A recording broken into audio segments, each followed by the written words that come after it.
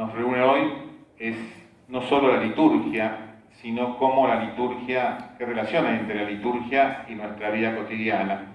Y dentro de esta dimensión litúrgica, ¿qué significa el sacerdocio bautismal? El sacerdocio que todos nosotros hemos recibido. Una cosa, cuando algo no se entienda, cuando quieran preguntar, cuando no esté claro, levantan la mano y preguntan con toda confianza. No comentarios ni diálogos entre nosotros, porque si no se hace larguísimo, pero si alguien no se entiende y quieren preguntar, no hay ningún problema. Me hacen seña y preguntan con toda tranquilidad.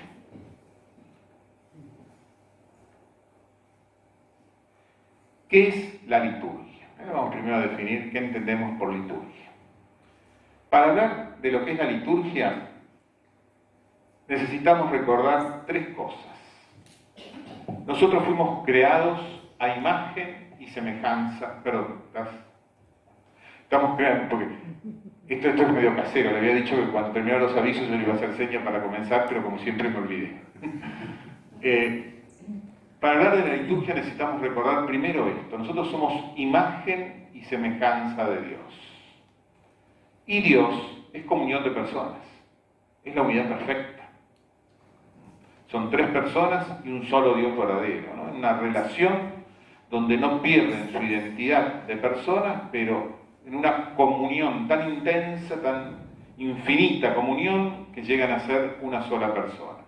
Nosotros somos imagen de ese Dios. Y por eso fuimos creados para vivir en la comunión. La comunión no es una característica de nuestra vida, es la esencia de nuestra vida. Somos seres comunionales, y solo en la comunión nos realizamos. Y esa comunión es con Jesús y en Jesús con toda la Trinidad, ¿no? Dios se hace hombre, asume la humanidad y estamos en comunión con la Trinidad y en Jesús estamos en comunión entre nosotros. Lo segundo, esa comunión en ese nivel solo es posible por la presencia de Dios en nuestra vida. Si nosotros no estamos en comunión con el Señor, si el Señor no vive en nosotros, si no vivimos nuestra relación profunda con Jesús y el Espíritu, si no dejamos que el Espíritu Santo actúe en nuestra vida, nunca vamos a poder vivir ese grado de comunión al cual estamos llamados a vivir. Es la obra de Dios en nuestra vida. Es imposible vivir la comunión que el Señor nos pide. Van a observar en el Evangelio de este sábado a la tarde, del domingo, ámense como yo los he amado. Jesús es la medida del amor. Nadie puede amar con ese amor de Jesús que nos lleva a la comunión si Jesús no vive en nosotros. Y lo tercero, esa presencia de Jesús en nuestra vida es siempre una presencia salvífico-redentora. Y a mí me parece que esto es muy importante porque, miren, mucha de no solo nuestra vida espiritual, yo les diría nuestro gozo de vivir, nuestro sentido de la vida, tiene que ver con qué imagen tenemos nosotros de Dios. ¿Cómo nos relacionamos nosotros con Jesús? No solo cómo lo concebimos intelectualmente, cómo en lo vivencial Jesús se hace presente en mi vida. Y muchas veces por historias de vida, por relaciones vividas, por vínculos concretos, por heridas, muchas veces por catequesis erróneas, tenemos una falsa imagen de Dios. Y por eso la liturgia solo se entiende desde aquella afirmación de Jesús: yo no vine a condenar, no vine a castigar, no vine a destruir, no vine a rechazar al pecador, yo vine a redimir. Yo vine a sacarlos del pecado porque el pecado les hace mal. Yo vine a traerles la salvación. Y la salvación en latín es salutis, es decir, es la salud de la persona. Vengo para que la persona viva y viva en plenitud. Jesús, el enviado del Padre, es aquel que quiere siempre nuestra vida. Siempre nuestra vida. Y ese actuar de Jesús, que se da de diversas maneras, se da de una manera peculiar y singular en la celebración litúrgica. Dice el Concilio Vaticano II, ustedes saben que el Concilio Vaticano II tiene 4 documentos fuertes, tiene otros también, pero las 4 constituciones son sobre la Iglesia, el Lumen Gentium, sobre la relación de la Iglesia con la cultura, con el trabajo, con la política, con el arte, con el mundo, que es Gaudium et Spes, sobre la divina revelación, sobre la Biblia, la palabra de Dios, Dei Verbum. Dei Verbum, muy bien, Dei Verbum, y sobre la liturgia, que es Sacrosanctum Concilium, porque son las primeras palabras de la Constitución. Y en la Sacrosanctum Concilium, que es la Constitución que mueve a la renovación conciliar, es decir, aquí algunos que peinamos canas hemos vivido otras liturgias, mejor dicho, no otras liturgias, la liturgia es siempre la misma, otras formas litúrgicas, otros ritos litúrgicos, otras maneras de celebrar. La gran transformación de la liturgia viene del Concilio Vaticano II, precedido por lo que se llamó el movimiento de renovación litúrgica, que fue anterior al Concilio Vaticano II, sobre todo en los países de Francia, Alemania, comienza todo un movimiento de renovación, y yo les diría, muy acompañado por Pío XII, incluso en aquel tiempo. Algunos pueden tener una imagen diferente de Pío XII, pero Pío XII fue acompañando con mucha cercanía el movimiento de renovación litúrgica. Antes del concilio se dieron muchos movimientos de renovación, el movimiento de renovación bíblica, el movimiento de renovación catequística, el movimiento sobre la doctrina social de la Iglesia, la renovación teológica, el neotomismo, el personalismo, todo eso fue preparando lo que después fue el Concilio Vaticano II. Y por eso es el concilio el que renueva profundamente la forma de celebrar la liturgia. Y en el número 2 de la Sacrosanctum Concilio se dice: la liturgia es el medio por el cual se ejerce la obra de nuestra redención. Es decir, este Jesús que nos viene a redimir del pecado, este Jesús que nos viene a sacar de nuestro egoísmo, de lo que no nos permite amar, este Jesús que viene a hacernos comunión entre nosotros y con Él, actúa de una manera especial, ejerce especialmente esta acción en la celebración litúrgica, en toda la liturgia, sobre todo en el divino sacrificio de la Eucaristía, sobre todo en la misa. Cuando nosotros hablamos de liturgia, en Oriente, hablan de la Eucaristía, por eso la llaman la divina liturgia. En Occidente, en la Iglesia Occidente, cuando decimos liturgia decimos que la celebración litúrgica tiene, para que sea celebración litúrgica, tiene como 3 características. Es una actividad oficial de la Iglesia, es la Iglesia que se reúne para celebrar, se realiza a partir de los libros oficiales, es decir, la liturgia está pautada, por eso todo bautizado tiene derecho a que se celebre la liturgia de la Iglesia y no que se celebre la liturgia que al cura le gusta. Es decir, porque es un acto oficial, es un acto de toda la Iglesia, no es un acto del que está animando la liturgia. Es decir, la liturgia no depende de la decisión del sacerdote, del que está guiando la misa, del coro, del diácono, de los ministros, ni siquiera del obispo. La liturgia es una acción oficial de la Iglesia que está determinada porque es el momento en que Cristo está actuando especialmente en nuestra vida.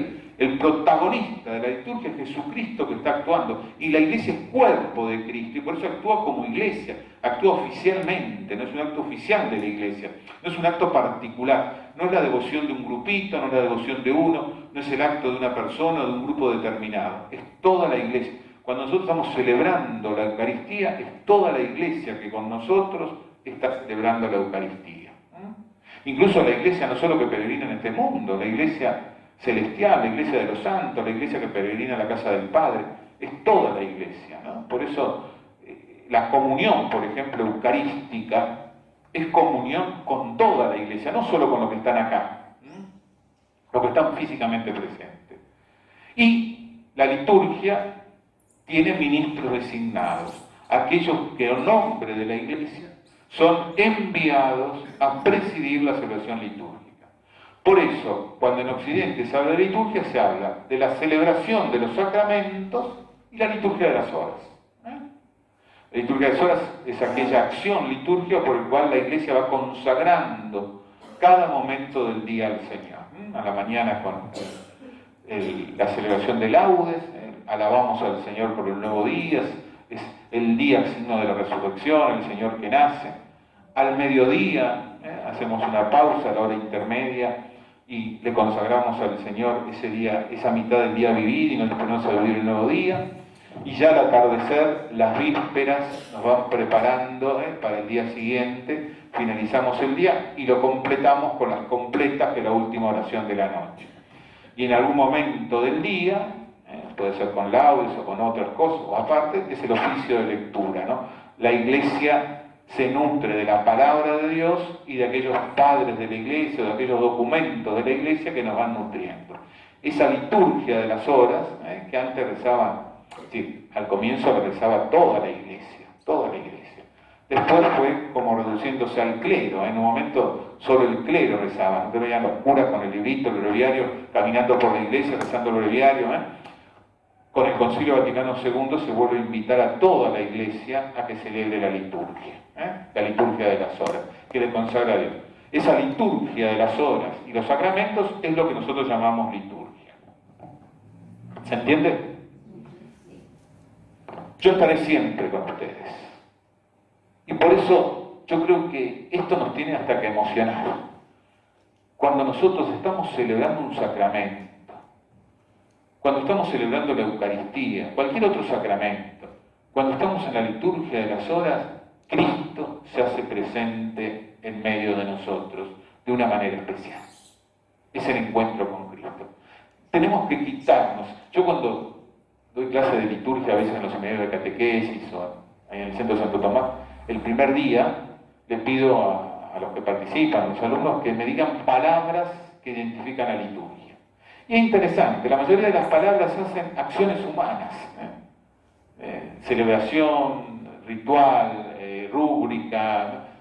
Y la liturgia es en primer lugar presencia de Jesucristo, que entra en comunión con nosotros y nosotros con Cristo y por la acción del Espíritu Santo entramos en comunión con el Padre. Pero ese yo estaré siempre con ustedes se hace especialmente realidad en cada celebración litúrgica. Por eso, en la liturgia que se realiza de una manera especial, la obra de salvación, tenemos dos dimensiones. La dimensión de culto, de alabanza, de gratitud a Dios, y la dimensión de santificación.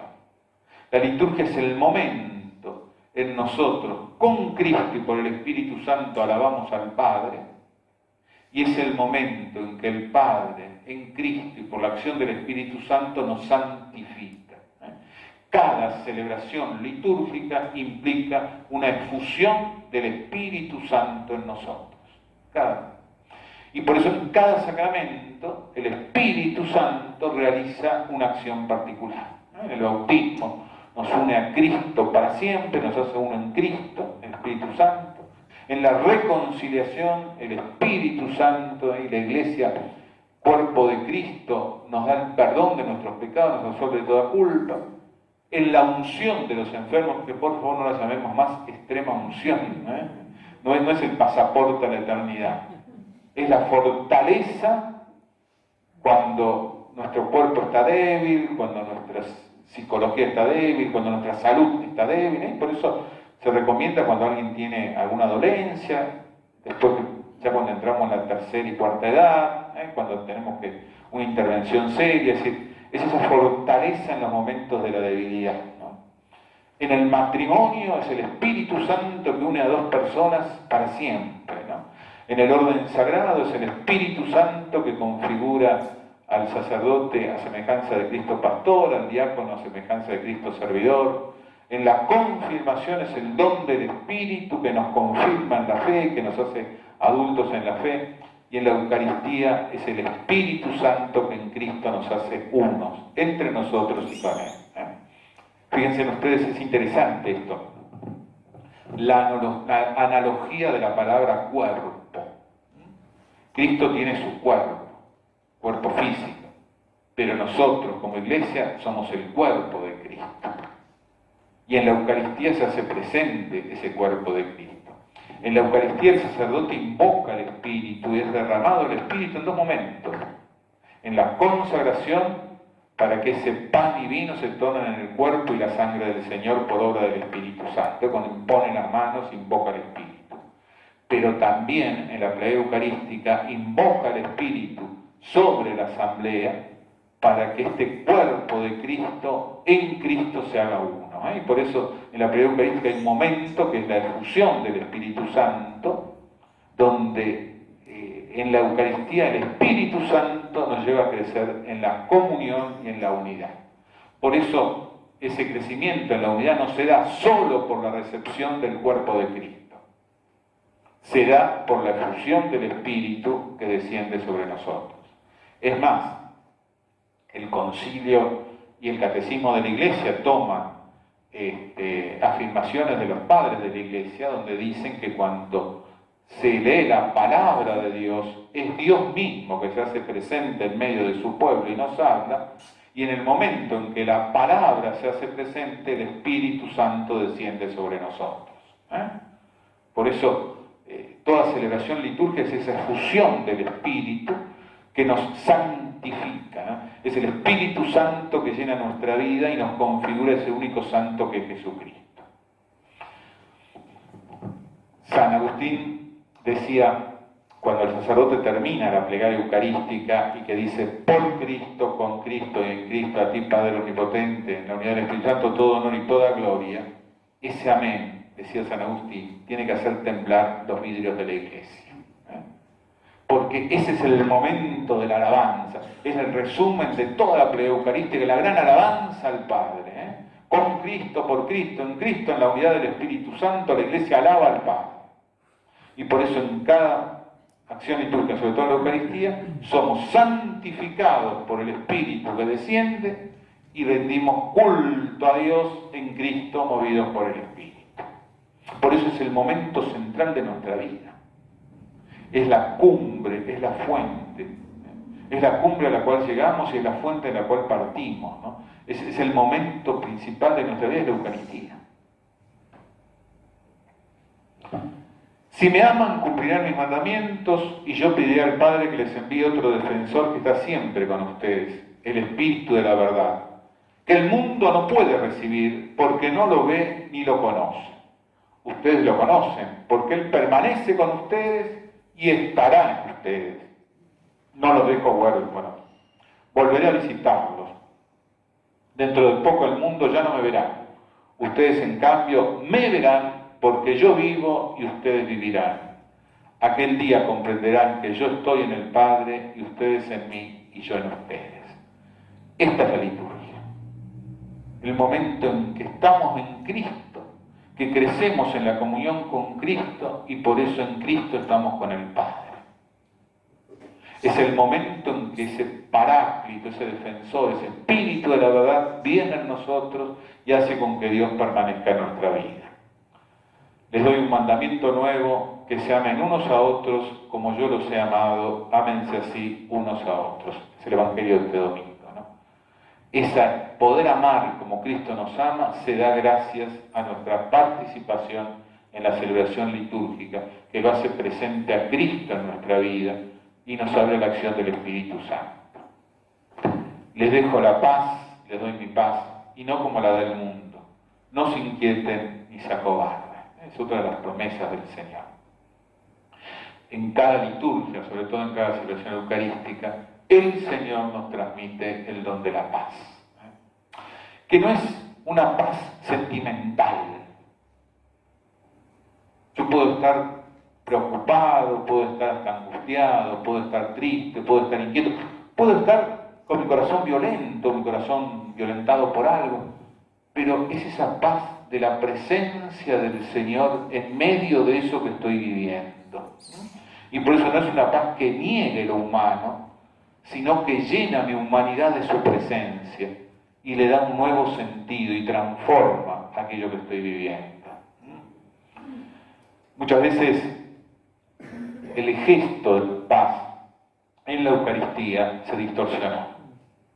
Quedó como un saludo meramente humano, como un buen día, ¿cómo te va? ¿Cómo estás? Y no es eso. Es esa paz que Cristo me da y que yo se la transmito a mi hermano. Pero no solo al que tengo al lado. En el gesto de transmitirle la paz al que tengo al lado, le estoy diciendo, yo quiero la paz con todos. Yo quiero estar en comunión con todos. Yo perdono al que me ofende, y le pido perdón al que me ofendió. Es el signo del perdón. En la liturgia ambrosiana, el saludo de la paz se da después del acto penitencial. Si alguien estuvo en Milán y fue a misa a Milán, donde está el rito ambrosiano, va a ver que después de la liturgia, después del rito penitencial, viene el abrazo de la paz o el saludo de la paz. ¿Por qué? Porque es el signo por el cual yo le estoy diciendo, yo quiero estar en paz con mi hermano, quiero que mi hermano tenga la paz de Cristo. Y yo quiero recibir también esa paz. Y por eso esa paz es para todos, para el que me ofendió y para el que yo ofendí. Es para el que me hace el bien y el que me hace el mal. Es el signo por el cual digo, yo quiero estar en comunión. El rito latino lo conserva antes de la comunión porque precisamente tiene sentido para la comunión. Es decir, me dispone, es un gesto por el cual al desearle la paz a toda la humanidad y querer recibir esa paz, me dispongo a llegar a la plenitud de la comunión, que es recibir el cuerpo de Cristo.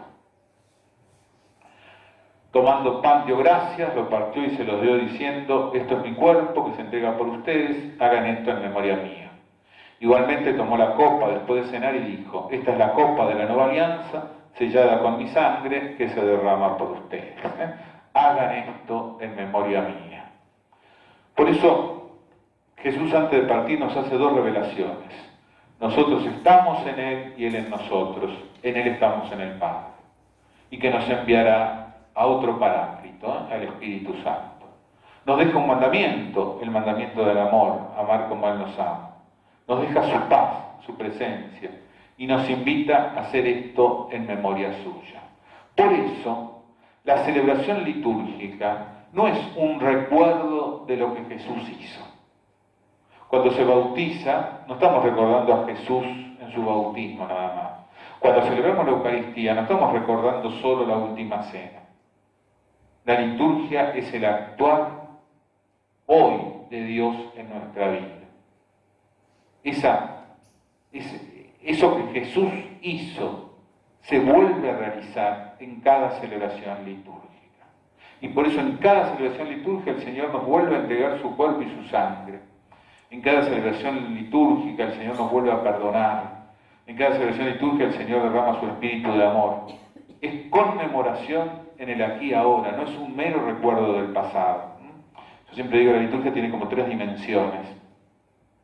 El pasado está prefigurada en todo el Antiguo Testamento, pero se funda en el actuar de Cristo. Cada sacramento se funda en el actuar de Cristo. Cristo que perdonó, Cristo que sanó, Cristo que fortaleció, Cristo que alimentó, Cristo que predicó el amor, Cristo que nos unió.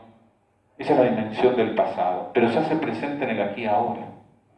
Porque ahora Cristo vuelve a hacer esto, a través de la iglesia que es su cuerpo. Eso que hizo en los caminos de Galilea, en Jerusalén, lo vuelve a hacer hoy acá en Núñez, en Belgrano, en Munro, en el Parque Chacabuco, en Buenos Aires, en la provincia. Es decir, cada vez que nos reunimos en su nombre, oficialmente para hacer la liturgia, Cristo vuelve a realizar aquello que realizó cuando Él se hizo presente históricamente en el mundo. Y tiene una dimensión de futuro, porque la liturgia nos une siempre, sobre todo la Eucaristía, a la iglesia celestial, a los santos que están con Cristo, ¿no? Es decir, la liturgia, esto lo vamos a ver después, la liturgia terrena nos une a la liturgia celestial y es el camino hacia la plenitud de la liturgia, que es el encuentro con el Padre, ¿no? Es decir, todo lo que nosotros celebramos en la liturgia un día se hará plenitud en el encuentro definitivo con el Padre y entre nosotros. Por eso es prefiguración y es camino. Como decíamos antes, la liturgia es participación en la vida trinitaria. Porque si la liturgia nos une a Cristo y es derramado el Espíritu Santo, en Cristo y por la acción del Espíritu nos insertamos en la propia vida de Dios. Este es un misterio que tendríamos que contemplar cada día, ¿no? Nosotros estamos muy acostumbrados a pensar Dios ahí y yo aquí. Y nosotros vivimos en Dios. Existimos en Él nos movemos y existimos, dice una de las prefacios de la misa.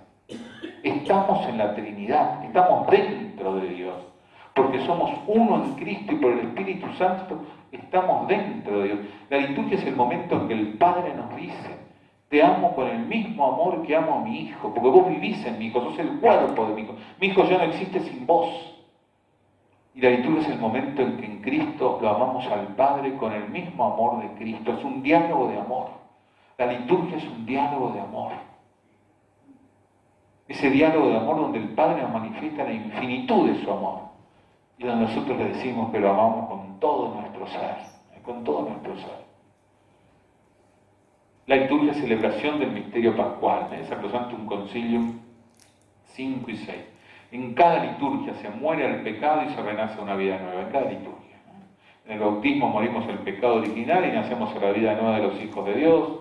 En cada Eucaristía morimos con Cristo al pecado y renacemos de vuelta, en el sacramento de la reconciliación. En la unción de los enfermos morimos a la debilidad para nacer a la fortaleza de Dios. Cada sacramento es muerte y vida. Porque la Pascua es la dimensión de la vida.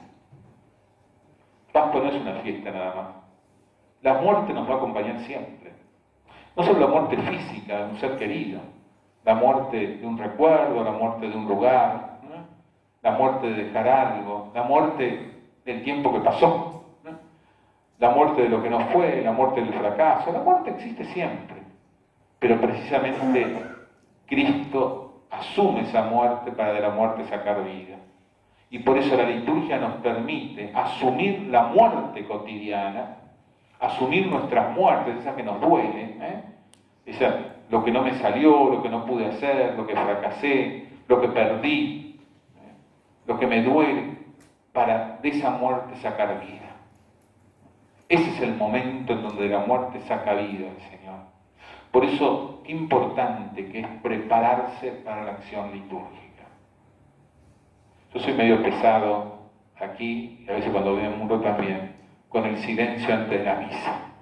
Porque es lo más grande que nos puede pasar. Es un acto maravilloso. Es un acto que solo desde la fe lo podemos entender. Es el acto principal de nuestra vida. Y tenemos que preparar nuestro corazón. Preparar nuestro corazón. Cuando antes se celebraba la misa, solo a la mañana, Romano Guardini decía que hacía silencio desde la tarde anterior. Desde la tarde anterior. Es entrar en el silencio de Dios para contemplar. El Papa Benedicto XVI ha escrito mucho sobre liturgia, es un especialista en liturgia, ¿no? En uno de los libros de liturgia él dice: uno tiene que dejarse llevar por la liturgia. Cristo es el protagonista. Entonces, es esa actitud, ¿vieron? De silencio, de entrega. Aquí estoy, me pongo en tus manos. Realizar en esta liturgia lo que quieras realizar en mí. Ese dejar que el misterio de Dios se realice en mi vida. No querer ser yo el que realice ese misterio. No querer ser yo el que voy a morir y resucitar. No querer ser yo el que voy a iluminar mi situación, yo el que voy a sacar la vida de la muerte. Entregarme al Señor para que Él de la muerte saque la vida. Y en esta liturgia me diga lo que me tenga que decir. Y por eso hacer ese silencio para escucharlo en esta liturgia. Escucharlo cuando se lee la palabra y escucharlo en los gestos litúrgicos.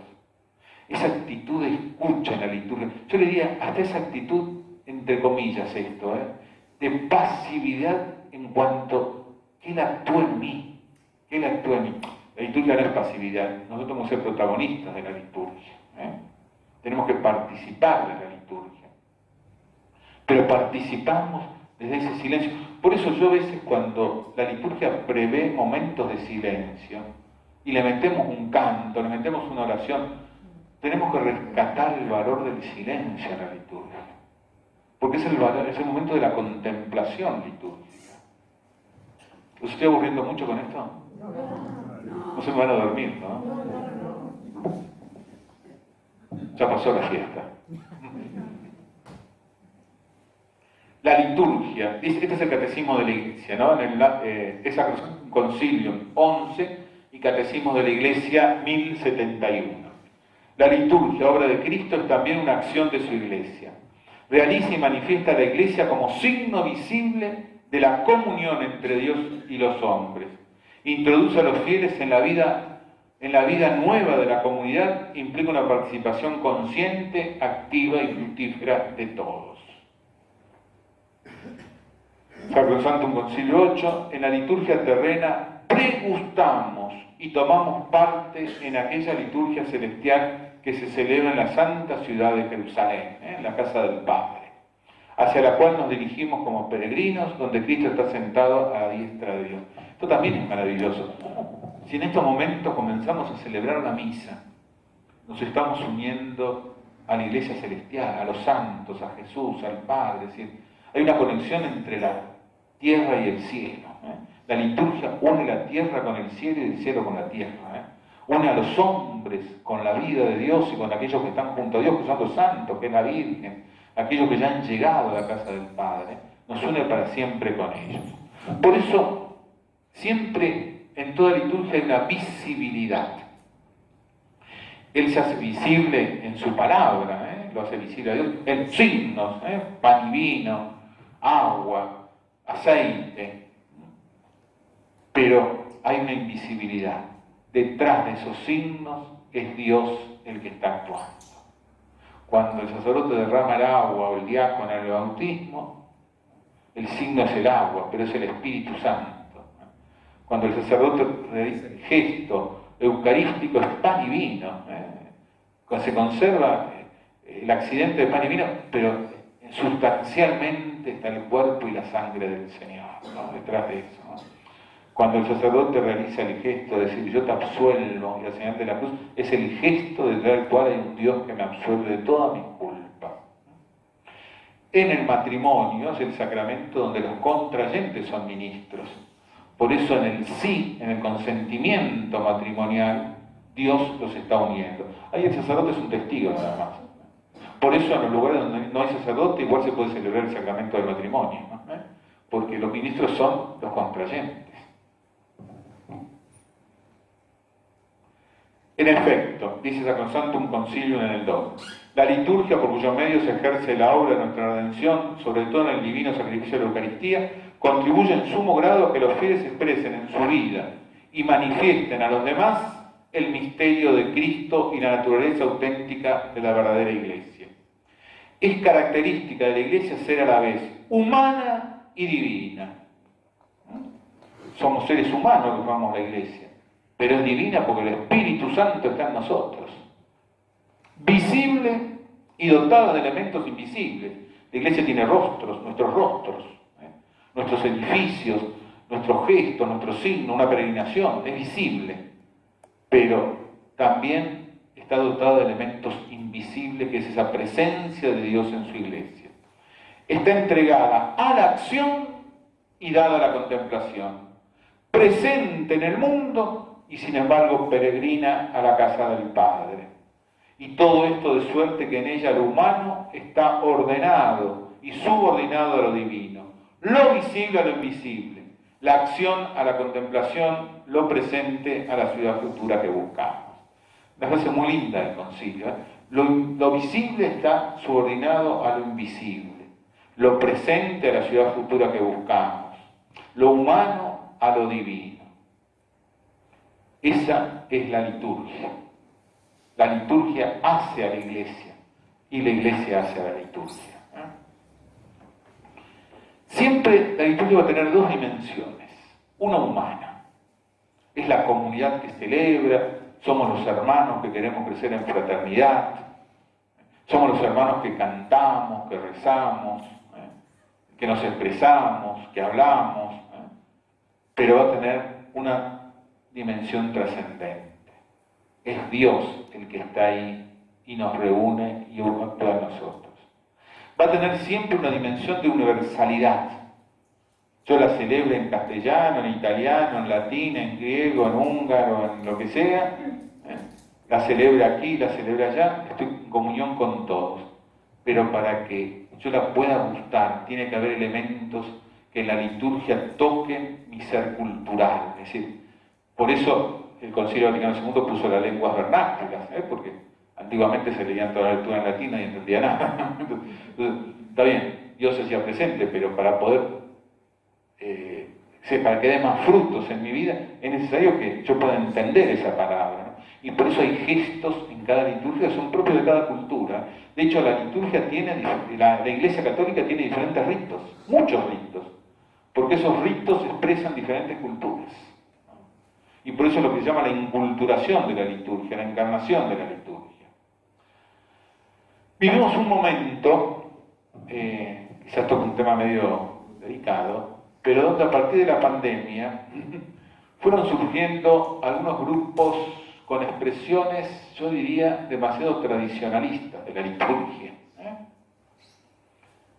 que no siempre responde a lo que el Concilio Vaticano II nos está pidiendo. Yo creo que a veces en la liturgia caemos como en dos polarizaciones. O una liturgia demasiado, digamos, humana, demasiado de elementos visibles, demasiado ruidosa, demasiado de gestos a nivel de humanidad, a veces hasta demasiado improvisada, ¿no? O a veces quedamos en una liturgia, en otra polarización, demasiado espiritualista, desencarnada, que no tiene en cuenta el elemento humano. Y como decía antes, la liturgia es una acción de toda la Iglesia, y por eso los signos, los gestos, tienen que ser de todo el pueblo de Dios. La liturgia no es el momento donde yo me expreso desde el gesto que yo creo conveniente en este momento. Estar de rodillas cuando tengo que estar parado cuando tengo que estar de rodillas, ¿no? Y hay grupos que han querido imponer ciertas cosas que no responden al espíritu litúrgico del Concilio Vaticano II. Después vamos a ver los aportes del Concilio Vaticano II. Ante todo eso, los otros días cuando se celebró un aniversario de la fundación del Instituto Litúrgico, el Papa, en los 60 años de la fundación del Instituto Litúrgico con sede en Roma, el Papa recibió a los profesores y a los estudiantes de ese pontificio Instituto Litúrgico, un instituto que depende de la Santa Sede, es pontificio. Y él decía, la liturgia no debe ser usada para luchas ideológicas en la Iglesia. Cuando la vida litúrgica es un estandarte de la división, ahí está el olor del diablo, el engañador. Cuando la liturgia nos divide, cuando usamos la liturgia para dividirnos, ahí está el olor de aquel que nos divide, que es el diablo. La palabra diablo significa aquel que divide, lo diabólico es lo que divide. No es posible, dice el Papa, adorar a Dios y al mismo tiempo hacer de la liturgia un campo de batalla para cuestiones que no son esenciales. Es más, para cuestiones obsoletas y tomar partido a partir de la liturgia por ideologías que dividen a la Iglesia. Lo que vivimos y celebramos nos lleva a salir al encuentro de los demás, al encuentro del mundo que nos rodea, al encuentro de las alegrías y necesidades de tantos que quizás viven sin conocer el don de Dios. La auténtica vida litúrgica, especialmente la Eucaristía, nos impulsa siempre a la caridad, que es sobre todo apertura y atención a los demás. Esta actitud siempre comienza y se fundamenta en la oración, especialmente en la oración litúrgica. Y esta dimensión nos abre también al diálogo, al encuentro, al espíritu ecuménico, a la acogida. Yo no sé dónde se metió en la Iglesia que la lengua es más digna que la mano. Cuando pecamos mucho más con la lengua que con la mano. Todo el cuerpo ha sido santificado por el Señor. Todo mi cuerpo es un cuerpo consagrado a Dios. Lo vamos a ver cuando veamos el sacerdocio bautismal. No sé dónde se ha metido esto de tener que comulgar de rodillas, cuando la comunión es viático, es el alimento del peregrino, del que va a la casa del Padre. Y por eso el sentido de estar en pie, está caminando, le da sentido a la Eucaristía, un sentido profundo a la Eucaristía. La liturgia no es la única actividad de la Iglesia, es cumbre y fuente, todo va hacia la liturgia y todo brota de la liturgia. Pero la liturgia no abarca toda la vida espiritual. Además de la liturgia están los actos piadosos, que también alimentan nuestra vida espiritual. El rosario, el Vía Cruz y la oración personal, la meditación personal de la palabra, la lección, la devoción a los santos, mis oraciones particulares, no son liturgia, pero van alimentando nuestra espiritualidad. Presencia de Cristo en la liturgia. Nosotros decíamos que la liturgia es encuentro con Jesucristo, es Jesucristo que se hace presente en mi vida, es Jesucristo que actúa en mi vida, es Jesucristo que me une al Padre, es Jesucristo que me hace participar ya de la vida eterna. En primer lugar, se da cuando el pueblo de Dios está reunido en su nombre. Cuando dos o más se reúnen en mi nombre, yo estoy en medio de ellos. Por eso, desde el comienzo de la celebración litúrgica, Dios está presente. No es que aterriza ahí en un helicóptero en el momento de la consagración. No es que aterriza en un helicóptero. Ya está presente cuando estamos reunidos oficialmente en su nombre. Cuando el pueblo de Dios se reúne para celebrar esa acción oficial de la iglesia, que es la liturgia, tenemos la certeza que Dios está. Y por el solo hecho de estar acá, ya estoy en comunión con Dios. Ya estoy en comunión con Dios. Y que se expresa en cantar juntos, en rezar juntos, agradecer juntos. Por eso esa participación activa, ¿no? Nosotros tenemos que desterrar palabras que todavía hasta los curas usamos. Voy a escuchar misa. Vamos a rezar la misa. La misa ni se escucha ni se reza, se celebra. Es la celebración del pueblo de Dios, donde todos tenemos que participar, porque Dios está presente en medio de su pueblo. En el ministro que actúa en su nombre, porque hace la veces de Cristo cabeza, hace la veces del Cristo que actúa en medio de su pueblo, independientemente de la condición psíquica, moral, valorativa, intelectiva del que preside. Por supuesto que si el que preside se prepara mejor, puede ser más fructífera la liturgia. Pero independientemente de eso, que me guste el cura, que no me guste, que le entienda, que no le entienda, que predique bien, que predique mal, él está actuando en nombre de Cristo y Cristo está llegando a través de él. Por eso, ese es el sentido de la procesión de entrada. No es recibirlo al cura, recibimos al padre Rodolfo. Entonces el padre Rodolfo entra como si fuera, no sé, un artista. Es el que preside, que entra, y entonces Cristo cabeza y Cristo cuerpo ya está presente. Es el sentido del cuerpo total de Cristo. El sacerdote hace la cabeza de Cristo cabeza, el pueblo de Dios el cuerpo de Cristo, el sacerdote también lo es con el pueblo de Dios. Acá está el Cristo total, y ahí comienza la acción litúrgica. Como decíamos antes, en la palabra, cuando se lee la palabra, por eso que es importante que el lector se prepare bien, que haya buenos micrófonos, que se escuchen bien, porque mi voz hace presente la palabra que es Jesucristo. Jesucristo, que es la palabra hecha carne, llega a los demás a través de la voz del lector. Pero es la mediación, es Jesucristo el que está llegando. Y por eso cuando se lee la palabra, es Cristo que viene a mí. Y hay momentos de profunda comunión con Cristo y con la iglesia, y que me alimenta y que da sentido a mi vida. No solo la comunión eucarística. El catecismo de la iglesia toma frases de los padres de la iglesia donde dice que se venere la palabra de Dios como se venera el santísimo cuerpo y la santísima sangre del Señor. Porque hay una presencia real de Jesucristo en su palabra. Claro, todo esto nos jugó en contra cuando fue toda la reforma llamada protestante, la reforma de Lutero, donde él, digamos, difundió la libre interpretación de la palabra, en muchos casos, y la iglesia, para que no se cayera en herejías, en malas interpretaciones, quitó la palabra del pueblo. Antes del concilio no teníamos Biblia en castellano. Antes del concilio no se leía la Biblia en castellano. Yo creo que ya lo conté 20.000 veces, pero yo creo que cuando uno pasa a los 60 uno tiene esos derechos a contar muchas veces las cosas, ¿no? Pero cuando a mí mi hermano y mi cuñado me regalaron la primera Biblia, yo tendría 9 años, me dijeron, decirle al padre que te la bendiga. Yo fui, era de Nácar Colunga, una chiquitita.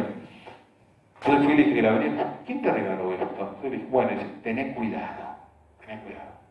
Por ahora lee solo el Nuevo Testamento. Había que tener cuidado de la palabra. Yo leí el Antiguo Testamento, creo que en esa oportunidad, mucho más que después cuando tuve que estudiar el Antiguo Testamento, porque quería saber de qué tenía que tener cuidado. Y no encontraba nada. Cuando llegué al Cantar de los Cantares, que hablaba de la enamorada, digo, ¿será por acá que hay que tener cuidado? Yo no entendía que hay que tener cuidado. El concilio devuelve la palabra, pero no solo devuelve la palabra. Antes del concilio se decía que si uno llegaba a la misa al credo, cuando se había leído la palabra, la misa valía. Porque la palabra era una mera preparación. El concilio rescata la palabra como presencia real de Jesucristo. Y por supuesto en el signo sacramental, ¿no? En el pan y el vino que se transforman en su cuerpo y en su sangre, cuerpo y sangre entregados por amor, porque el gran signo eucarístico no es la presencia real, porque esto también es fruto, es decir, de las iglesias de la Reforma que negaban la presencia real de Cristo. Entonces, centramos todo en la presencia real de Cristo. Y lo importante no es solo la presencia real de Cristo. Por supuesto que Cristo está realmente presente, nadie pone en duda eso. Pero es Cristo que entrega su cuerpo y su sangre. Por eso las aclamaciones de la consagración nunca han de ser en torno a la divinidad de Jesús y alabar a Jesús, sino en torno al cuerpo entregado y a la sangre derramada. Es el gran signo del amor y es el signo que nos salva y que nos redime.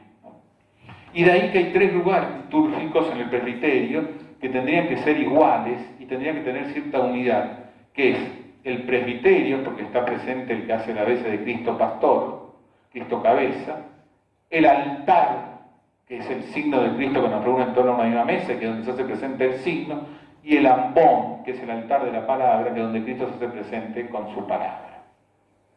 Muy bien. Antes de entrar en el sacerdocio bautismal, hacemos una pausa, ¿te parece? Y después podemos volver a hacer una pregunta. Nos vamos 10-15 minutos para ir al baño, hacer una pausa y volvemos. Si mientras tanto alguien quiere dejar su número en esto del sacerdocio. Dice Sacrosantum Concilio en el número 7, se considera la liturgia como el ejercicio del sacerdocio de Jesucristo. Sacerdocio es mediación. Fundamentalmente mediación. Cristo es todo hombre y todo Dios. Por eso es el único mediador. En Cristo se da la realidad de lo humano y lo divino en una sola persona. Es el único mediador entre la humanidad y Dios y la humanidad, porque en Él se da la humanidad y la divinidad. Nosotros, como cuerpo de Cristo, participamos de esa mediación. Y por eso participamos de la tarea de la mediación. Somos un pueblo mediador con Cristo, participando de la vida de Cristo, un pueblo mediador entre Dios y la humanidad y Dios. Estamos llamados a llevar a los hombres a Dios y llevar a Dios a los hombres, ¿no? Por eso, nuestra mediación es solo por participación en esa única mediación de Jesucristo. También la mediación de los santos, de la Virgen. El Concilio dice que la Virgen participa de una manera singular en esa mediación de Cristo, pero es mediadora por participación en la mediación de Cristo. Por eso somos un pueblo sacerdotal mediador entre Dios y los hombres. Y de ahí que podemos hablar del sacerdocio en 2 dimensiones. El sacerdocio bautismal, o también llamado sacerdocio común de los fieles, de todos nosotros, por el cual nosotros participamos de esa mediación de Cristo. Es decir, hemos recibido la misión de ser mediadores entre Dios y la humanidad, de hacerlo presente a Dios en la humanidad con nuestra actividad apostólica, nuestra actividad evangelizadora, con nuestros gestos, con nuestros signos, con nuestras actitudes de caridad, con nuestra participar de la catequesis, de la liturgia, de las obras sociales de la Iglesia, de los grupos de reflexión, de tantas actividades que la Iglesia tiene. En todo eso que participamos, estamos ejerciendo esa mediación. También no solo en la medida en que participamos de grupos concretos, sino también con nuestro testimonio en los lugares de trabajo, en la familia, en nuestro ser social, entre los amigos. Es decir, nuestra persona se torna mediación. No es solo lo que hacemos, ¿no? La manera en que estamos presentes en el mundo se torna mediación. Ustedes saben que hay institutos seculares. Los institutos seculares son una forma de vida consagrada por el cual la persona se consagra en castidad a Dios, pero sigue participando de la vida familiar, vive con su familia, de su profesión o de su trabajo, de su tarea, vive civilmente en el mundo, no viven en comunidad permanente. Muchos institutos seculares, ellos no dicen que son parte del instituto secular, porque lo quieren hacer presente a Dios, no porque son parte de un instituto secular, porque son parte de una institución, sino por su forma de vida, por su forma de vida. Entonces, esta mediación lo hace presente a Dios por nuestra forma de vida, nuestras opciones, nuestra manera de tratar a los demás. Fíjense ustedes, cuando nosotros vamos diciendo que percibimos muchas veces un ambiente de violencia, un ambiente de agresividad, un ambiente de desánimo, un ambiente muchas veces que no nos gusta, decimos hay un clima social, hablamos del clima social. ¿Cómo nosotros podemos ser presencia no por negación de lo que está pasando, sino porque en la fe enfrentamos lo que está pasando de otra manera, podemos ser presencia de otro clima en el mundo? En nuestra Argentina, en nuestra ciudad, en nuestro barrio, en nuestra familia, entre nuestros amigos, ser presencia de otro clima. Pero ese otro clima no brota de negar la realidad, no brota de un control mental o de ser infantilmente optimista, brota de que enfrentamos esta realidad desde la fe, desde la presencia del Señor, y la iluminamos desde la presencia del Señor. Ahí estamos ejerciendo nuestra mediación. Cuando en nuestra oración rezamos por los demás, cuando en la liturgia hacemos presente ante Dios a los demás, estamos ejerciendo nuestra mediación, estamos ejerciendo nuestro sacerdocio bautismal. Pero existe también lo que se llama el sacerdocio ministerial o jerárquico, que es el sacerdocio de aquellos que hemos recibido el orden sagrado,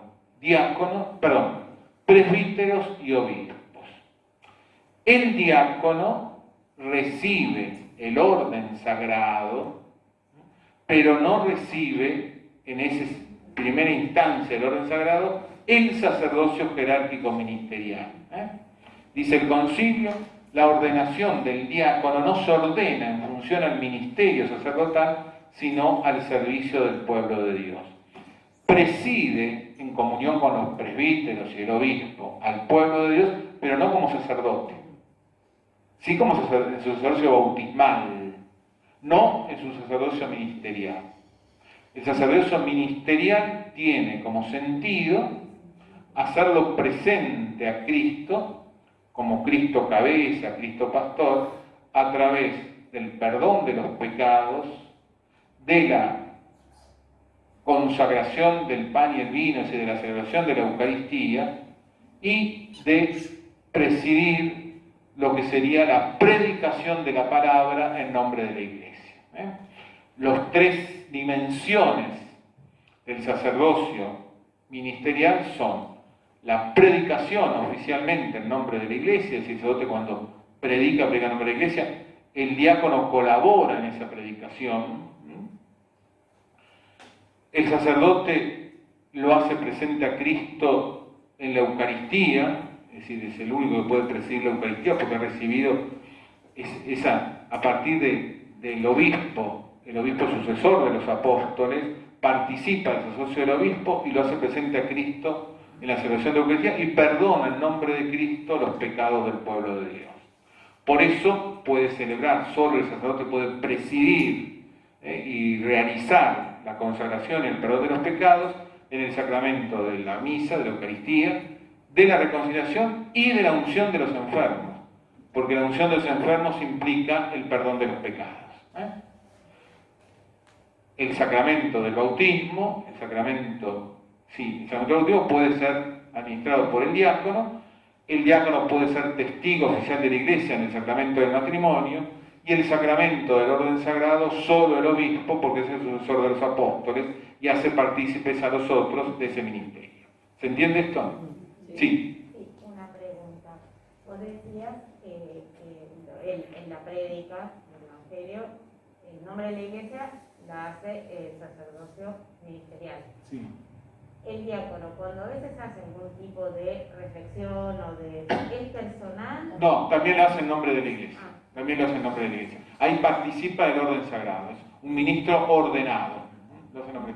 Recién me hicieron una pregunta que me gustaría compartirla, que quizás yo no la aclaré suficiente. Cuando, por ejemplo, un diácono hace la celebración de la palabra y distribuye la comunión, o lo hace un acólito ahora, que pueden ser ordenados acólitos, o un ministro de la comunión que ha sido designado. Eso también es un acto litúrgico, es un acto oficial de la Iglesia, porque lo está haciendo conforme a los libros oficiales y está siendo designado por la Iglesia para hacerlo, ¿no? Entonces es importante decir, solo que distinguimos en la celebración de la palabra con distribución de la comunión, no se realiza el sacrificio de Cristo, es decir, no se realiza la entrega del cuerpo y la sangre de Cristo. Pero sí nos alimentamos con la palabra, nos alimentamos con el cuerpo de Cristo, y en ese caso está siendo presente oficialmente la palabra de Dios. La unción de un enfermo, de una emergencia, ¿se puede realizar una oración sin...? No, lo que podemos realizar, porque Dios normalmente actúa a través de los sacramentos, pero no está preso de los sacramentos. Es decir, en caso de que una persona no haya recibido la unción o el perdón de los pecados por imposibilidad concreta, no es que Dios no lo perdone. Entonces podemos hacer una oración porque estamos ejerciendo nuestro sacerdocio bautismal de mediadores, pero no tiene el carácter sacramental que tiene la unción de los enfermos, por supuesto. Lo que sí, cualquier hombre o mujer, sea cristiano, no sea cristiano, sea ateo, sea agnóstico, sea musulmán, sea judío, sea de lo que sea, cuando bautiza a alguien, aunque él no crea en eso, pero lo hace en nombre de la Iglesia, con el agua, en el nombre del Padre, del Hijo y del Espíritu Santo, ese bautismo es válido. Es lo que antiguamente se llamaba el bautismo del socorro de emergencia. Muchas veces en los lugares del interior, donde el sacerdote aparecía cada tanto, la enfermera, ¿cómo se llamaba la que asistía al parto? La partera, alguna religiosa, algún laico que andaba por ahí, le daba el bautismo para incorporarlo a la Iglesia, unirlo a Cristo, y ese bautismo es válido. Cuando se hace con agua, en la intención de la Iglesia, en el nombre del Padre, del Hijo y del Espíritu Santo, es válido. Lo que hay que hacer después es llevarlo a la iglesia y el sacerdote realiza, o el diácono, los ritos complementarios. La unción con el crisma, la unción con el óleo, pero es válido.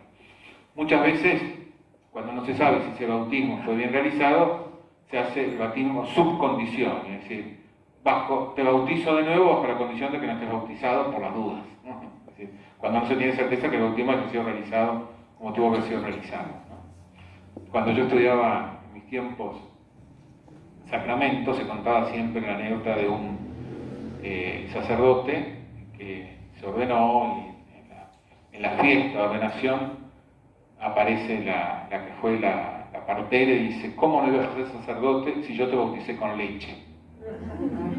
Ese bautismo no fue válido, ¿no?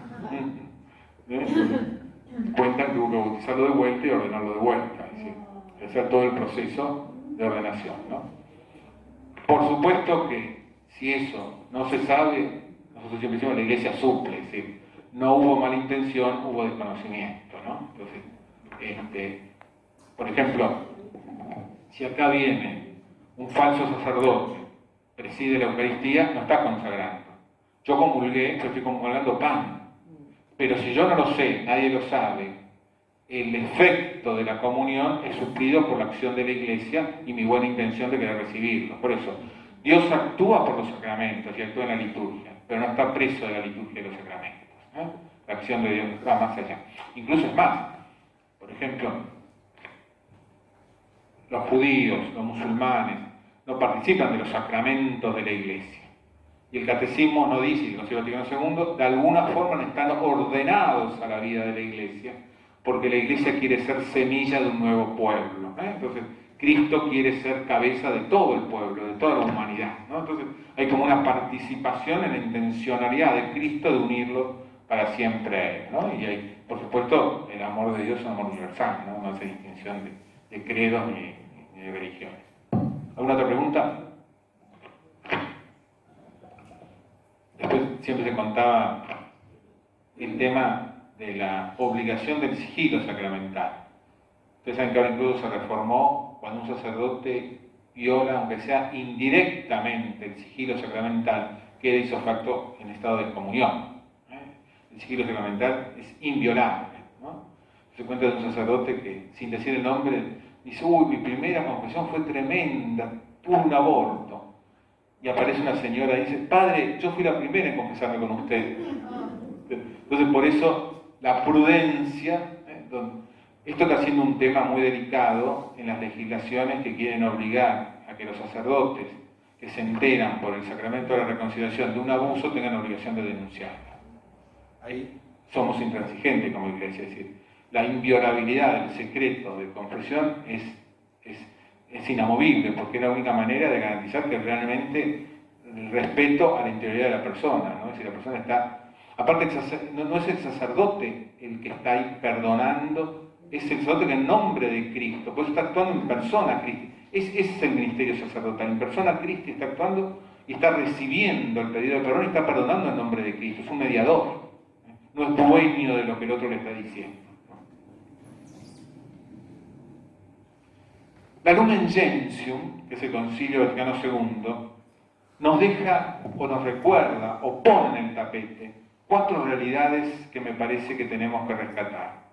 La Iglesia es el único pueblo de Dios, es decir, nosotros, por ser Iglesia, somos todos miembros de un mismo pueblo, con una misma dignidad, la dignidad de los hijos de Dios, es un solo pueblo.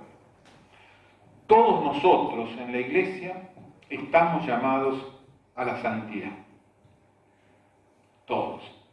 Ustedes saben que antes del Concilio Vaticano II, cuando se hablaba de la vida sacerdotal o de la vida religiosa, se lo llamaba estado de perfección. Cuando Pío XII convoca al primer congreso internacional que se realizó en Buenos Aires, de lo que llamamos las congregaciones religiosas, las monjas, los monjes, los curas, los hermanos, los que pertenecen a las congregaciones religiosas, se llamó Primer Congreso Internacional de los Estados de Perfección. Esta expresión está tomada de Santo Tomás. Santo Tomás dice, se llama estado de perfección no porque hayan llegado a la perfección, sino porque aspiran a la perfección. Pero al decir eso, estamos diciendo que solo el célibe, el que se hizo hermano, hermana, cura, puede llegar a la perfección.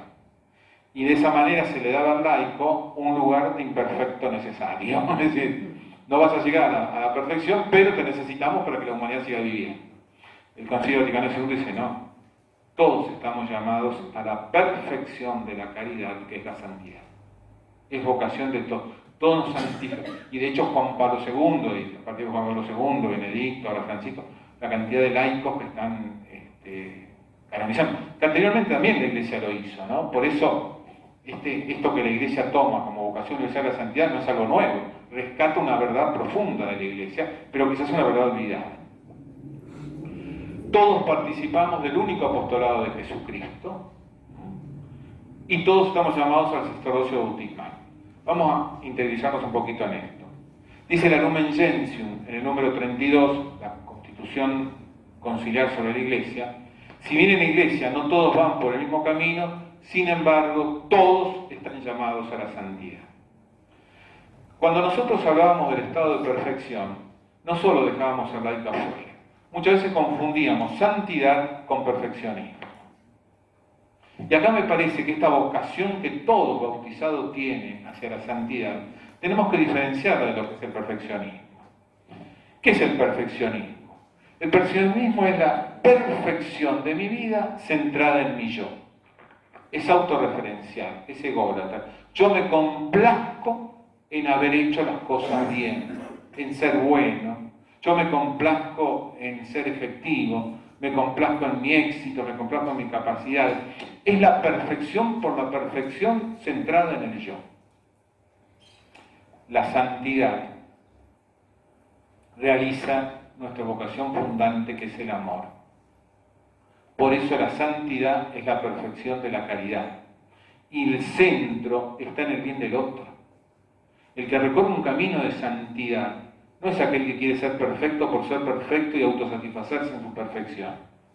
Es el que quiere vivir haciendo el bien a los demás y buscando el bien de los demás. El centro de su vida está en el otro. En el perfeccionismo se da una fuerte dependencia de la imagen. Pero no solo la imagen frente al otro. Yo tengo que ser bueno para que el otro me quiera. Yo hago el bien para ser reconocido. Hago determinadas cosas para ser valorado en esta comunidad. Y mi centro está en la estima de los demás. A veces también hay una dependencia de la imagen hacia uno mismo. No admito que soy un ser con errores. No tolero tener un error. No soporto tener un defecto físico, un problema de salud, una enfermedad. No acepto tener una debilidad. Y en la medida en que yo, como diría Jung, no me abrazo a mí mismo con todo lo que soy, mis virtudes, mis talentos, mis capacidades, mis debilidades, mis límites, mis pecados, mis imposibilidades, no me abrazo en su totalidad, nunca voy a emprender un camino de crecimiento. Y por eso no se trata de complacerme en mi defecto, es decir, lo del tango, si soy así que lo voy a hacer. Y se trata de vivir la alegría del crecimiento desde la aceptación profunda de mi ser. Por eso el santo vive en libertad. Esa libertad que me da, este soy yo, con mi historia, con mis defectos, mis heridas, mis virtudes, un ser único y irrepetible, un ser amado profundamente por el Señor y llamado a crecer en el amor. El perfeccionismo se pone siempre un modelo fabricado. Yo tengo que ser este. Y muchas veces quiero ser como el otro, y muchas veces me impongo un modelo ya así, es decir, me pongo un ideal ahí afuera. La santidad es desarrollar este ser que yo soy y que Dios llamó al mundo, este ser único y irrepetible. Es identificarme con Cristo desde mi propia identidad y crecer desde mi realidad. La santidad parte de la aceptación de mi realidad, siempre. El perfeccionismo es voluntarista, pelagiano, es decir, soy yo el que crece, soy yo el que hoy voy a ser mejor, mañana no voy a chupar, mañana no voy a mentir, mañana voy a portarme bien. Es un acto de la voluntad nada más. La santidad pone lo mejor de sí mismo, pero su fortaleza es la gracia de Dios. Es Dios el que me va a hacer libre frente a la bebida, es Dios el que me va a hacer veraz, es Dios el que me va a hacer un hombre de paz, es Dios el que me va a ayudar a perdonar. Yo me abro a la acción del Espíritu. La santidad es la acción del Espíritu que me santifica. Por eso me santifico en la liturgia, me santifico en el encuentro con Cristo, me santifico en la oración. El perfeccionismo, ante todo error y pecado, encuentra una generación de angustia. No puede convivir con el perfecto, ¿no? Y ahí se produce dos cosas. O la evasión, no, yo no soy así. Es decir, la negación de la realidad. O la parálisis, me quedo en la angustia. La santidad siempre me abre al perdón de Dios. Vivo el dolor de no haber hecho el bien al otro, pero la alegría de ser perdonado y la alegría de ser un hombre y una mujer que cada día va creciendo. Encuentran en el error y el pecado un lugar de aprendizaje y un lugar donde actúa la misericordia de Dios convirtiendo el mal en bien. Es decir, el pecado, que es un mal, se torna un bien cuando yo lo dejo entrar a Dios, que Dios perdone, de ese mal saque un bien, saque un aprendizaje, de ese mal saque un cambio de vida, una actitud nueva. El perfeccionismo es inmediatista, es ansioso, ya, aquí, ahora. La santidad respeta los procesos. Estamos en un camino de santidad. Ya y todavía no. Ya somos santos porque el Espíritu Santo está en nosotros, ya hay en nosotros actitudes de santidad, pero todavía tenemos que seguir creciendo en la santidad. Ya, pero todavía no del todo. Respecto a la participación en el apostolado de Jesucristo, acá tenemos un maestro que es San Vicente Palotti. San Vicente Palotti dice, si el mandamiento de Dios es el mandamiento del amor, si yo me realizo en el amor, y el amor es buscar el bien del otro, el amor significa despertar en el otro la fe, porque no hay bien mayor que la fe. Y por lo tanto el apostolado es fruto del mandamiento del amor. Yo tengo que anunciar a Cristo por el bien del otro. Si no lo anuncio, no lo estoy amando. Si yo no estoy comunicando la fe, no estoy amando al otro. Si yo no estoy comunicando la fe, no estoy viviendo el verdadero amor. Y por eso el apostolado no es privativo de la jerarquía de la Iglesia o del ministerio, del sacerdocio ministerial. Fíjense ustedes, yo siempre digo lo mismo. En 1900, creo, la Acción Católica sería en 1924. Acá 31. Acá 31. A nivel nacional, a nivel internacional, 24. ¿Qué decía la Acción Católica? El laico es cooperador del apostolado jerárquico. Es el brazo de la jerarquía en las cuestiones temporales. Fíjense, el gran movimiento laical de la Iglesia de los siglos actuales, digamos, se define como participación en el apostolado jerárquico. San Vicente Palotti, como otros también, no solo Vicente Palotti, y el Concilio Vaticano II dice no, el laico no es apóstol porque ayuda al cura, porque participa del apostolado jerárquico de la Iglesia. Es apóstol por derecho propio. La palabra apóstol significa enviado. Y ese derecho y ese deber brota del mandamiento del amor. No brota del ministerio jerárquico o del sacerdocio ministerial. Por su sacerdocio bautismal, porque el bautismo lo configuró a Cristo, lo configuró a la misión de Cristo. Y la misión de Cristo es hacer presente el amor del Padre. Y por lo tanto, mi compromiso apostólico es fruto de mi sacerdocio bautismal. Yo tengo que anunciar a Cristo porque soy parte de un pueblo sacerdotal que lo tiene que hacer presente a Dios en el mundo. No es el ayudante del cura. Diferente que el presbítero tenga que presidir la comunidad, tenga que reunir la comunidad, sea aquel que predica oficialmente, no quita el valor del sacerdocio ministerial, no quita el valor del presbítero, del obispo, del diácono, en el caso de la jerarquía de la Iglesia. Pero sí no significa que yo voy a ser apóstol porque colaboro con el cura. Soy apóstol porque soy un sacerdote, miembro del pueblo sacerdotal de Dios. Tengo el sacerdocio bautismal en mi vida.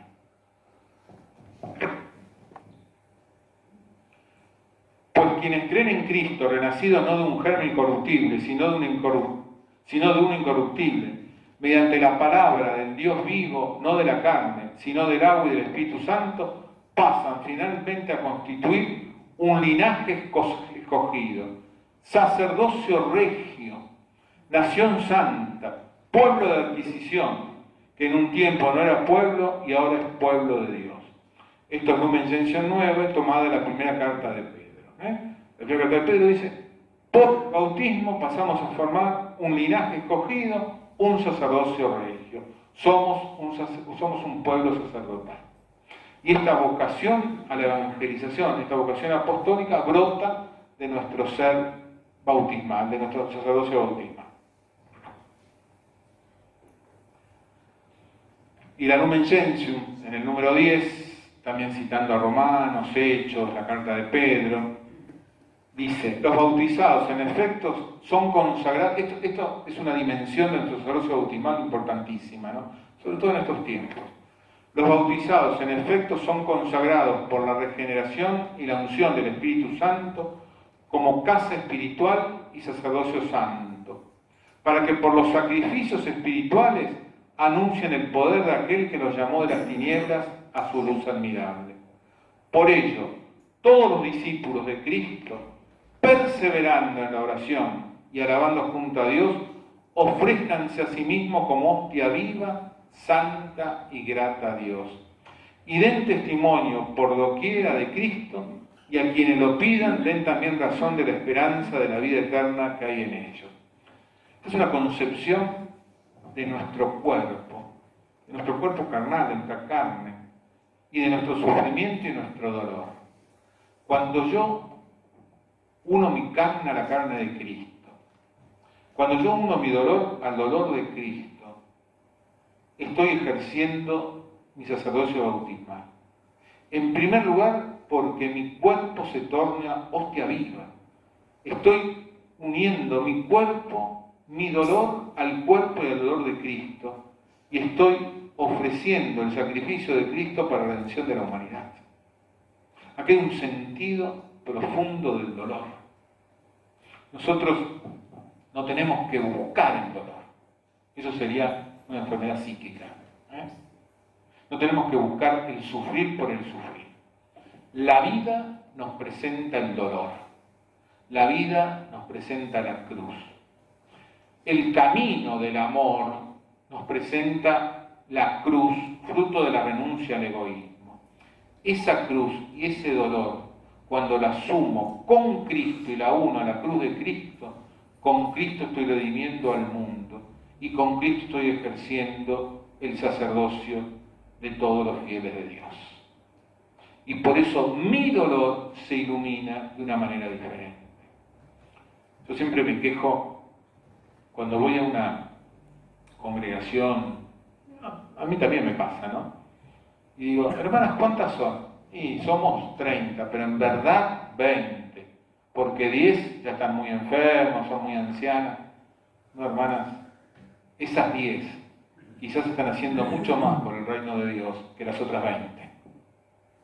Las otras 20 que están corriendo por todos lados, que están andando por todos lados, si lo están haciendo por la actividad en sí mismo, no están salvando a nadie.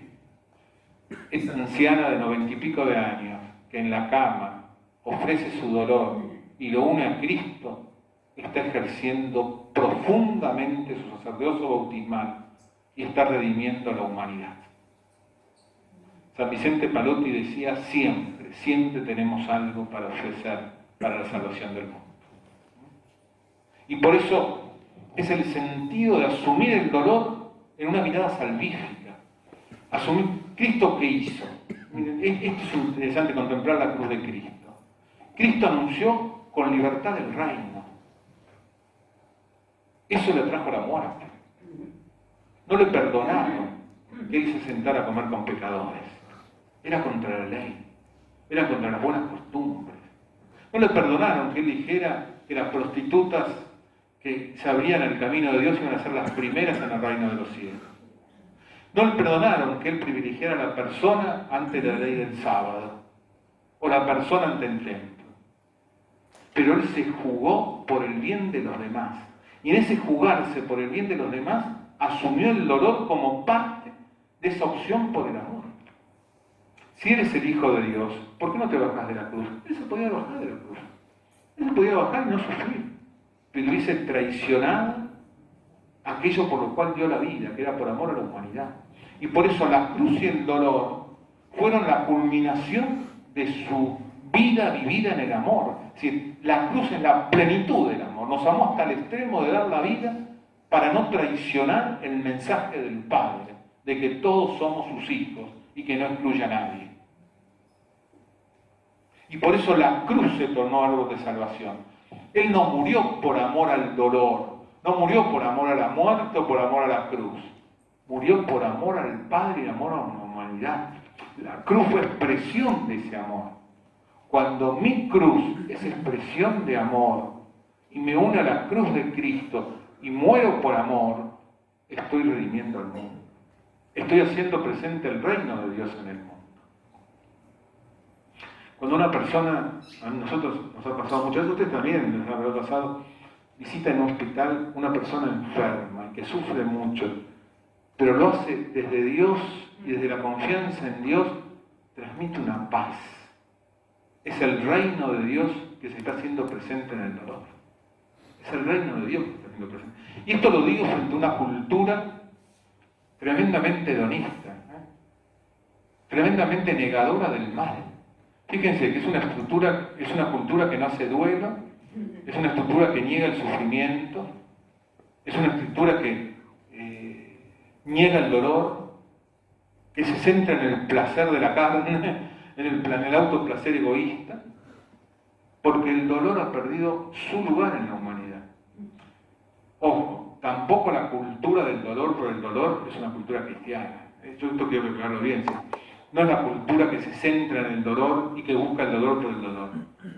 La cultura evangélica, la cultura del evangelio, el modo de vivir del evangelio, es el que asume el dolor como camino de salvación, no el que fabrica el dolor.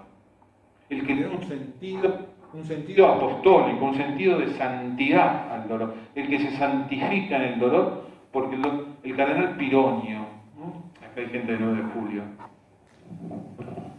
siempre unía la alegría a la cruz y a la esperanza. Eran las 3 palabras: cruz, alegría y esperanza. Porque en la cruz vivida por el amor está la vida y la resurrección. Porque la resurrección es la plenitud del amor, la vida resucitada es la vida del amor. Entonces cuando Jesús San Juan, el Evangelio de Juan, ve en la cruz la vida y la resurrección, porque llegó a la plenitud del amor, llegó a la vida del resucitado, que es vida en el amor. Y ahí estamos ejerciendo nuestro sacerdocio bautismal. San Pedro Crisólogo, en sus sermones decía, pero veamos ya qué es lo que nos pide el apóstol.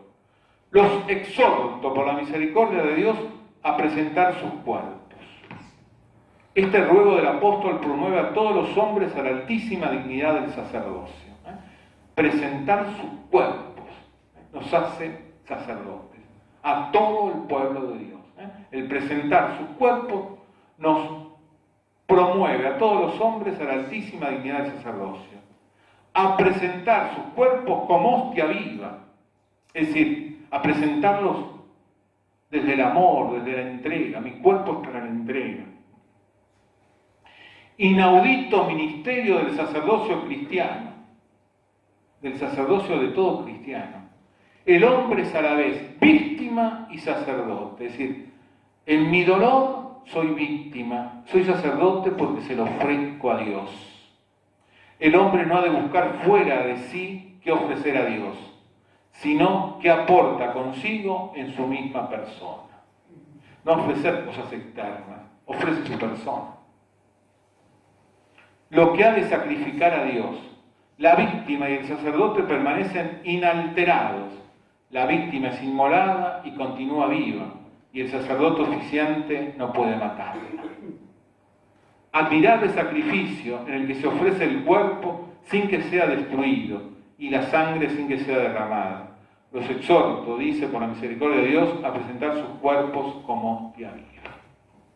Y por eso la Eucaristía tiene pleno sentido cuando yo uno mi cuerpo al cuerpo de Cristo, mi persona a la persona de Cristo y se lo ofrezco a Cristo. El hagan esto en memoria mía, en conmemoración mía, no significa solo realicen este gesto eucarístico. Entreguen su cuerpo como yo entregué mi cuerpo. Derramen su sangre como yo derramé su sangre. Mi cuerpo es para el amor. Y por eso muchas veces la entrega del cuerpo pasa por el dolor. Mi persona es para el amor. Y muchas veces la entrega de mi persona pasa por el dolor. Ese dolor asumido por amor es profundamente sacerdotal. Y es ahí cuando estoy ejerciendo la mediación de Jesucristo. ¿Se entiende esto? Sí. ¿Alguna pregunta? Nada. Cuando no preguntan, ¿se entendió muy claro o no se entendió nada? Muy claro.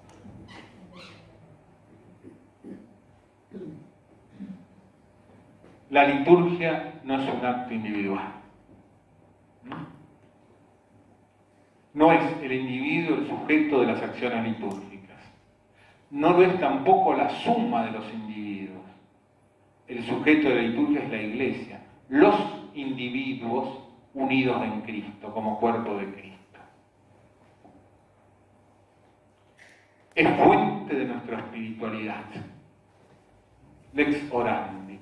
Aquello que yo rezo es aquello que yo soy. Aquello que yo celebro es aquello que yo soy. Yo me voy configurando aquello que celebro. Nuestra espiritual nos lleva a vivir la liturgia como acontecimiento eclesial. ¿Cuáles fueron los aportes a la espiritualidad litúrgica a partir de la renovación del Concilio Vaticano II? Primero, las lecturas más abundantes de la Sagrada Escritura. Antes del concilio se leía solo una carta de algún apóstol, las cartas apostólicas, y el Evangelio, y encima se leía en latín. El Concilio Vaticano II abrió la presencia del Antiguo Testamento y habló los 3 ciclos por los cuales la palabra de Dios se desarrolla en 3 años, ciclo A, B y C. Y para los días de semana, año par, impar. Con eso incorporó mucha más cantidad de palabra de Dios y leída en lengua vernácula para alimentar al pueblo de Dios. Incentivación del ministerio de la predicación. Todo sacerdote tiene obligación, y si lo hace el diácono, de predicar en las solemnidades y en el domingo. Y es recomendable que en toda misa cotidiana predique. La fe nace de la predicación. ¿Cómo vamos a conocer a Cristo si nadie anuncia a Cristo? El impulso a la catequesis litúrgica, lo que se llamaba la mistagogia, es decir, a partir del misterio litúrgico, a partir de la celebración litúrgica, explicar las verdades de nuestra fe. Hay muchas catequesis que están organizadas a partir de ahí, es decir, no solo la catequesis me prepara para la liturgia, desde la liturgia voy haciendo catequesis, porque el actuar de Cristo me va enseñando y voy profundizando en eso que estoy celebrando. La catequesis es también profundizar en la celebración. La celebración de la palabra, como lugar, eso ya lo dijimos antes, como lugar especial donde Dios se hace presente. La lengua vernácula. El fomento de la formación litúrgica, los cursos de liturgia, los centros de formación litúrgica, los institutos litúrgicos. La liturgia de las horas como algo de todo el pueblo de Dios. Es el pueblo de Dios que consagra parte de su día a Dios, ¿no? Hoy en día con las aplicaciones. Yo me acuerdo antiguamente cuando decíamos, qué bueno que todo el pueblo de Dios participe de la liturgia. Claro, los libros eran carísimos. Ahora no tenemos excusa, porque tenemos celular y tenemos aplicación. Los itinerarios catequísticos litúrgicos, es decir, ir viviendo cada tiempo litúrgico de la formación catequística. Por eso muchas participan en la formación catequística, en la introducción a la celebración de la comunión eucarística, es decir, lo que llaman la catequesis de primera comunión, 2 años, para poder vivir todo el ciclo litúrgico y en ese ciclo litúrgico ir reconociendo la obra salvadora de Dios. La revalorización del domingo y del año litúrgico, ¿no? Así como el domingo, así como la Pascua es el centro de nuestro año, cada domingo es el centro de nuestra semana. Es el día del Señor, día en que ha sido vencida la muerte, día en que ha sido vencido el pecado. Y el fomento del arte sacro, es decir, también el arte es un camino por el cual vamos llegando a Dios. Estos son aportes que el Concilio Vaticano II da. Muy bien, hasta aquí llegamos. ¿Alguna pregunta?